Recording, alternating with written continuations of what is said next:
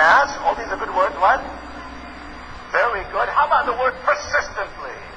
Does anything happen in this world if you don't really work at it persistently? Persistently, that's the key. If we're going to make something happen, we're going to make it happen day in, day out. I have a great sales manager friend of mine who lives in my home city of High Point, North Carolina, the furniture capital of the world. Whereas I speak to you today, some 80,000 people have come to our city from over 70 countries around the world.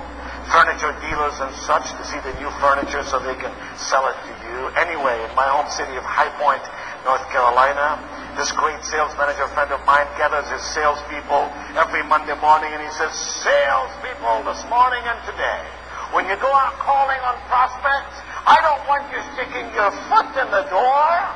I want you to stick your head in the door. That way, if the customer slams the door on your neck, you can keep on talking.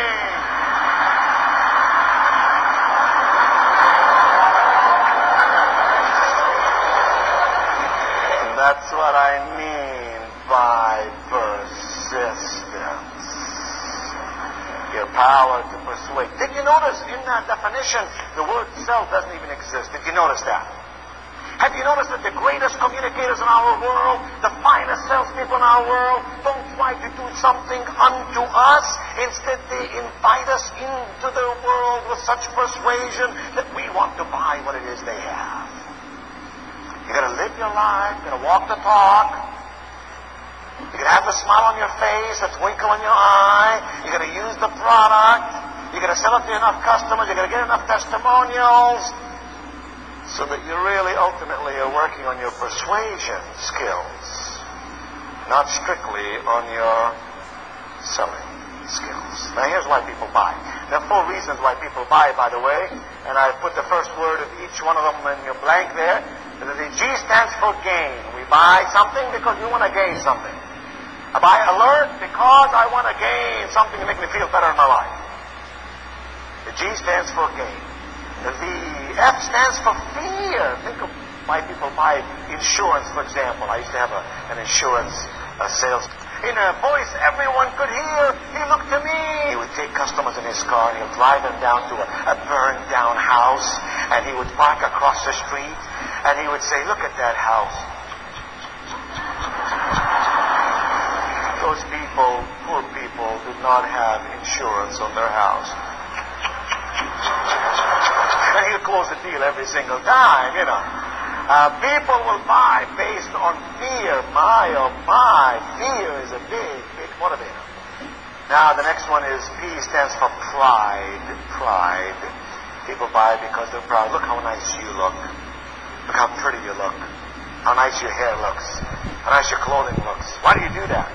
You need clothing just to feel warm, or you need clothing so you don't get arrested. Why do you take all this time to look so nice? Because you're a proud person. That's why. I'll bet some of you, you know, if we looked underneath that clothing, you might have a ragged underwear on. No, not the ladies, no, because the ladies, their mother told them never leave the house. What if you were to have an accident? You'll embarrass the whole family. Am I right? But guys, oh my, what guy in this room did your mother tell you that? We guys can go on a trip for a week, forget our underwear, no sweat, turn it inside out, use it for 2 more weeks. And the I stands for imitation. Oh, how important are testimonials.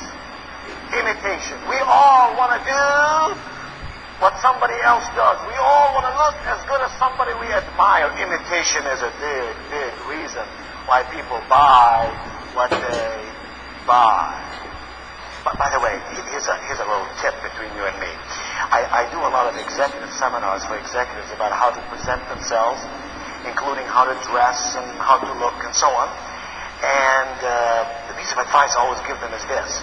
Remember, you're buying your clothes or having your hair done by someone who's probably making minimum wage. There's nothing wrong with minimum wage. But a person making minimum wage is not going to be the person who's going to take you to the zenith of success in your life. Because if they could, they would have already done it themselves. So I say to ladies, don't leave that to the hairstylist making minimum wage to fix your hair for you. You look at people you admire, you'd like to be like. People you see in them some good stuff. And you say, what are the similarities in the way they fix their hair?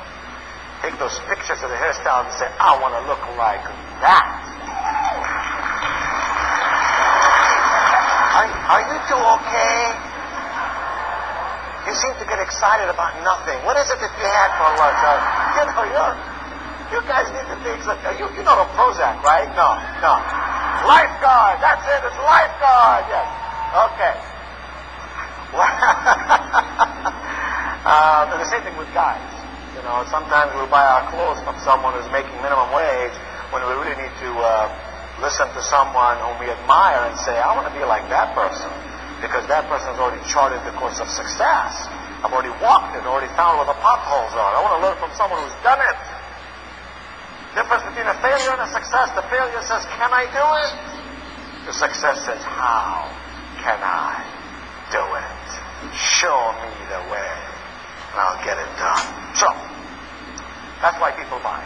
Here's why people will not do business with you. Here's why people will not be recruited by somebody. Here's why people will not buy a retailer product that we may offer them. For very important reasons. The first one is no confidence. No confidence in you, your company, or your product. Any one of those three will keep people from buying from us. No confidence. No confidence in you, your product, or your company. You gotta have confidence. If people have no confidence in us, why should they do business with us? No confidence. I already said confidence comes out of competence. Here's the second reason. No need. No need. Don't need it. I'm feeling good now. No need. Someone who says no need simply means you gotta persuade. You gotta show them how they can feel better, greater, live a more wonderful life. Third reason is no money. You've heard it a million times. Can't do it because I don't have the money. Here's what I found about money, and some of you remember my telling you the story that when I was in college, as a junior in college, there were days I did not have enough money to buy food to eat. And yet as a junior in college, I put $17 a month on the first piece of land I bought and paid for it 1/4 at a time. And when some writer did a story on me this month, actually, November issue of Entrepreneur magazine, and somebody would say to me, how